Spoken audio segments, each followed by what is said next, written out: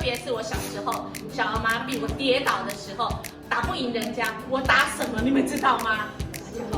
我打心脏。对，我打心。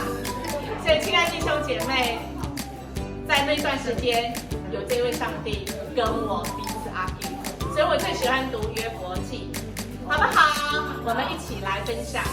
今天在你的家庭中，你曾经有过跟人家打仗的经验？打赢还打输？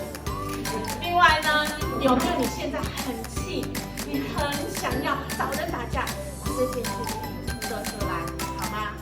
其实圣经里面有说，弟兄姐妹和睦相处是何等的美，何等的善啊！